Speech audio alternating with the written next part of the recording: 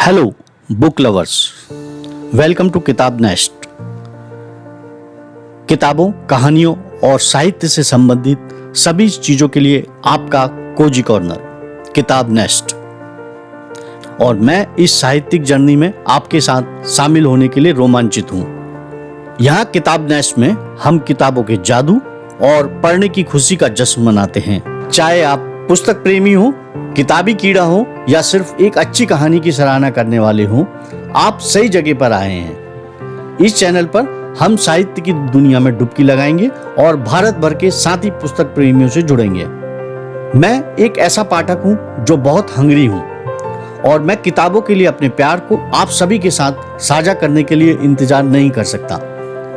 हम इस यात्रा पर एक साथ चलेंगे, नए राइटर्स की खोज करेंगे, विभिन्न दृष्टिकोणों की खोज करेंगे और कहानी कहने के चमत्कारों को उजागर करेंगे। इसलिए यदि आप मेरे साथ इस साहित्यिक जर्नी को शुरू करना चाहते हैं तो किताब नेस्ट चैनल को सब्सक्राइब करें और पुस्तक प्रेमियों के हमारे बढ़ते समुदाय में शामिल हों। नोटिफिकेशन को चालू करना ना भूलें ताकि आप हमारे किसी भी यूट्यूब वीडियो को मिस ना करें। किताब नेस्ट से जुड़ने के लिए धन्यवाद। आज हम प्रस्तुत कर रहे हैं रवींद्रनाथ टैगोर द्वारा लिखे गए उपन्यास घर वापसी का हिंदी में सारांश। पाठक चक्रवर्ती अपने मोहल्ले के लड़कों का नेता था। सब उसकी आज्ञा मानते थे। अगर कोई उसके खिलाफ जाता तो उस पर आफत आ जाती। सब मोहल्ले के लड़के उस लड़के को मारते। आखिरकार उस लड़के को मजबूर होकर पाठक से माफी मांगनी पड़ती। एक बार पाठक ने एक नया खेल सोचा। नदी के किनारे लकड़ी का एक बड़ा पट्टा पड़ा था जिसकी नौका बनाई जाने वाली थी। पाठक ने कहा, हम सब मिलकर उस पट्टे को लुढ़काएंगे। पट्टे का मालिक हम पर गुस्सा होगा और हम सब उसका मजाक उड़ाकर खूब हंसेंगे। सब लड़कों ने मान लिया। जब खेल शुरू होने वाला था तो पाठक का छोटा भाई मक्खन बिना किसी से एक शब्द कहे उस पट्टे पर बैठ गया। लड़के रुके और एक पल तक चुप रहे। फिर एक लड़के ने उसे धक्का दिया लेकिन वह न उठा। यह देखकर पाठक को गुस्सा आया। उसने कहा, मक्खन, अगर तू न उठेगा तो इसका बुरा नतीजा होगा। लेकिन मक्खन यह सुनकर और आराम से बैठ गया। अब अगर पाठक कुछ हल्का पड़ता तो उसकी बेइज्जती हो जाती। बस उसने आज्ञा दी कि पट्टा लुढ़का दिया जाए। लड़के भी आज्ञा मिलते ही 1 2 3 कहकर पट्टे की ओर दौड़े और सबने जोर लगाकर पट्टे को धकेल दिया। पट्टे को फिसलता और मक्खन को गिरता देखकर लड़के बहुत हंस रहे थे, लेकिन पाठक को थोड़ा डर लगने लगा क्योंकि वह जानता था कि इसका नतीजा क्या होगा। मक्खन जमीन से उठा और पाठक को लात और घुसे मारकर घर की ओर रोता हुआ चल दिया। पाठक को लड़कों के सामने हुए इस अपमान से बहुत बुरा लगा। वह नदी किनारे मुंह हाथ धोकर बैठ गया और घास तोड़ तोड़ कर चबाने लगा। इतने में एक नौका वहां आई जिसमें एक बड़ी उम्र का आदमी बैठा था। उस आदमी ने पाठक के पास आकर पूछा, पाठक चक्रवर्ती कहाँ रहता है? पाठक ने लापरवाही से बिना किसी और इशारा किए हुए कहा, वहां, और फिर घास चबाने लगा। उस आदमी ने पूछा, कहाँ? पाठक ने अपने पाँव फैलाते हुए बेरुखी से जवाब दिया, मुझे नहीं मालूम। इतने में उसके घर का नौकर आया और कहा, पाठक, तुम्हारी माँ तुम्हें बुला रही है। पाठक ने जाने से इनकार किया, लेकिन नौकर क्योंकि मालकिन की ओर से आया था, इस वजह से वह उसे जबरदस्ती मारता हुआ ले गया। पाठक जब घर आया तो उसकी माँ ने गुस्से में पूछा, तूने मक्खन को फिर मारा? पाठक ने जवाब दिया, नहीं तो तुमसे किसने कहा? माँ ने कहा, झूठ मत बोल, तूने मारा है। पाठक ने फिर जवाब दिया, नहीं, यह बिल्कुल झूठ है, तुम मक्खन से पूछो। मक्खन क्योंकि कह चुका था कि भैया ने मुझे मारा है, इसलिए उसने अपने शब्द कायम रखे और दोबारा कहा, हाँ तुमने मारा है। यह सुनकर पाठक को गुस्सा आया और मक्खन के पास आकर उसे मारना शुरू कर दिया। उसकी माँ ने उसे तुरंत बचाया और पाठक को मारने लगी। पाठक ने अपनी माँ को धक्का दिया। धक्के से फिसलते हुए उसकी माँ ने कहा, अच्छा, तू अपनी माँ को भी मारना चाहता है? ठीक उसी समय वह बड़ी उम्र का आदमी घर में आया और कहने लगा, क्या किस्सा है? पाठक की माँ ने पीछे हटकर आने वाले को देखा और तुरंत ही उसका गुस्सा आश्चर्य में बदल गया। उसने अपने भाई को पहचाना और कहा, क्यों दादा, तुम यहाँ कैसे आए? फिर उसने नीचे झुकते हुए उसके पैर छुए।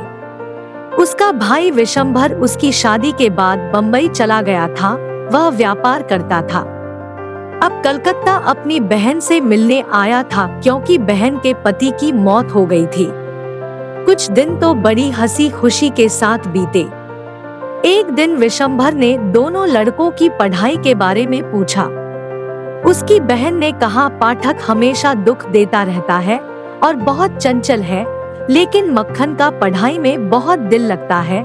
यह सुनकर उसने कहा, मैं पाठक को बंबई ले जाकर पढ़ाऊंगा। पाठक भी चलने के लिए सहमत हो गया।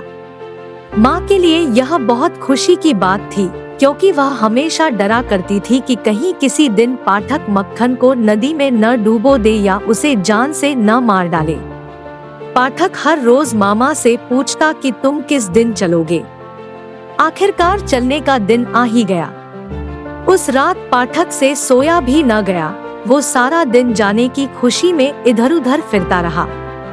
उसने अपनी मछली पकड़ने की हत्थी, पत्थर के छोटे छोटे टुकड़े और बड़ी पतंग भी मक्खन को दे दी क्योंकि उसे जाते समय मक्खन से हमदर्दी सी हो गई थी। बंबई पहुंचकर पाठक अपनी मामी से पहली बार मिला। वह उसके आने से ज्यादा खुश न हुई क्योंकि उसके 3 बच्चे ही काफी थे। एक और चंचल लड़के का आ जाना उसके लिए मुसीबत के समान था। पाठक जैसे लड़के के लिए उसका अपना घर ही स्वर्ग होता है। उसके लिए नए घर में नए लोगों के साथ रहना बहुत मुश्किल हो गया। पाठक का वहाँ सांस लेना भी दुश्वार हो गया था। वह हर रोज रात को अपने नगर के सपने देखा करता और वहाँ जाने की इच्छा करता रहता। उसे वह जगह याद आती जहाँ वह पतंग उड़ाता था और जहाँ वह जब चाहता जाकर नहाया करता था। माँ का ध्यान उसे दिन रात बेचैन करता रहता। उसकी सारी शक्ति खत्म हो गई। अब स्कूल में उससे ज्यादा कमजोर कोई स्टूडेंट न था। जब कभी उसके टीचर उससे कोई सवाल करते तो वह चुपचाप खड़ा हो जाता और टीचर की मार सहन करता। जब दूसरे लड़के खेलते तो वह अलग खड़ा होकर घरों की छतों को देखा करता। एक दिन उसने बहुत हिम्मत करके अपने मामा से पूछा, मामा जी, मैं कब तक घर जाऊंगा? मामा ने जवाब दिया, ठहरो, जब तक कि छुट्टियां न हो जाएं। लेकिन छुट्टियों में अभी बहुत दिन बचे थे, इसलिए उसे काफी इंतजार करना पड़ा। इस बीच एक दिन उसने अपनी किताब खो दी। अब उसके लिए अपना पाठ याद करना बहुत मुश्किल हो गया। आए दिन उसके टीचर उसे बड़ी बेरहमी से मारते थे।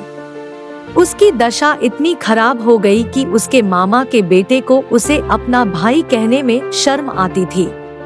पाठक मामी के पास गया और कहने लगा, मैं स्कूल नहीं जाऊंगा, मेरी किताब खो गई है। मामी ने गुस्से से अपने होठों को चबाते हुए कहा, दुष्ट, मैं तुझे कहां से महीने में 5 बार किताब खरीद कर दूं? पाठक को अपनी तबीयत ठीक नहीं लग रही थी। वह सोचता था कि मलेरिया हो जाएगा, लेकिन सबसे बड़ी बात ये थी कि बीमार होने के बाद वह घर वालों के लिए एक आफत बन जाएगा। दूसरे दिन सुबह पाठक कहीं भी दिखाई न दिया। उसे चारों तरफ खोजा गया लेकिन वह न मिला। बारिश बहुत ज्यादा हो रही थी और वे आदमी जो उसे खोजने गए थे बिल्कुल भीग गए। आखिरकार विशंभर ने पुलिस को खबर दी। दोपहर के समय पुलिस का सिपाही विशंभर के दरवाजे पर आया। बारिश अब भी हो रही थी और सड़कों पर पानी भरा था। 2 सिपाही पाठक को हाथों पर उठाए हुए लाए और विशंभर के सामने रख दिया। पाठक सिर से पांव तक कीचड़ में सना हुआ था और उसकी आंखें बुखार से लाल थी। विशंभर उसे घर के अंदर ले गया। जब उसकी पत्नी ने पाठक को देखा तो कहा, यह तुम क्या मुसीबत ले आए? अच्छा होता जो तुम इसे घर भिजवा देते। पाठक ने यह शब्द सुने और सिसकियां लेकर कहने लगा, मैं घर जा तो रहा था लेकिन वे दोनों मुझे जबरदस्ती ले आए उसका बुखार बहुत तेज हो गया था। सारी रात वह बेहोश पड़ा रहा। विशंभर एक डॉक्टर को लाया। पाठक ने आंखें खोली और छत की ओर देखते हुए कहा, छुट्टियां आ गई हैं क्या? विशंभर ने उसके आंसू पोंछे और उसका हाथ अपने हाथ में लेकर उसके सिरहाने बैठ गया। पाठक ने फिर बड़बड़ाना शुरू किया, माँ मुझे इस तरह न मारो, मैं सच सच बताता हूँ। दूसरे दिन पाठक को कुछ होश आया।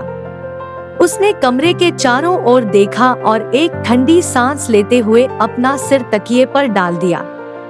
विशंभर समझ गया और उसके करीब जाकर कहा, पाठक, मैंने तुम्हारी माँ को बुलाया है। पाठक फिर उसी तरह चिल्लाने लगा। कुछ घंटों बाद उसकी माँ रोती हुई कमरे में आई। विशंभर ने उसे शांत रहने के लिए कहा, लेकिन वह न मानी और पाठक की चारपाई पर बैठ गई और चिल्लाते हुए कहने लगी, पाठक, मेरे प्यारे बेटे पाठक। पाठक की सांस कुछ समय के लिए रुकी, उसकी नाड़ी हल्की पड़ी और उसने एक सिसकी ली। उसकी माँ फिर चिल्लाई, पाठक, मेरे आँख के तारे, मेरे दिल के टुकड़े। पाठक ने बहुत धीरे से अपना सिर दूसरी ओर किया और बिना किसी ओर देखते हुए कहा, माँ, क्या छुट्टियां आ गई है? सीख इस कहानी में रविंद्रनाथ जी ने ये समझाने की कोशिश की है कि हर इंसान, खासकर एक बच्चा, अपने ही घर में प्रेम, आजादी और सुकून महसूस करता है, जहां वो खुलकर जी सकता है, हंस सकता है। यहाँ इस बात पर भी रोशनी डाली गई है कि बच्चों को डांटने और मारने से वो या तो जिद्दी हो जाते हैं या मुरझाने लगते हैं। इसलिए बच्चों को, खासकर शरारती बच्चों को, प्रेम और धीरज के साथ समझाना चाहिए। पाठक को अपने मामा के घर में वो प्रेम और अपनापन नहीं मिला जिस वजह से वो अकेलापन महसूस करता था। इसका असर उसकी सेहत और पढ़ाई दोनों पर पड़ा। उसकी उदासी इस कदर बढ़ गई थी कि वो अपने घर जाने के लिए तड़पने लगा था। प्रिय दर्शकों, हम आपका स्वागत करते हैं और अपने YouTube चैनल को देखने के लिए धन्यवाद कहते हैं। हम अपने चैनल पर नवीनतम और रोचक वीडियो शेयर करते हैं जो आपको यकीनन पसंद आएंगे। यदि आप हमारे YouTube चैनल को पसंद करते हैं तो कृपया हमारे चैनल को लाइक और सब्सक्राइब करें। इससे आप हमारे नए वीडियो के अपडेट सीधे अपने ईमेल या YouTube अकाउंट पर प्राप्त कर सकते हैं। हमारे YouTube चैनल पर हमेशा कुछ नया देखने को मिलता है और हम इसे आपके साथ साझा करने के लिए उत्सुक हैं। तो आज ही हमारे चैनल को सब्सक्राइब करें और हमेशा हमारे साथ बने रहें। धन्यवाद।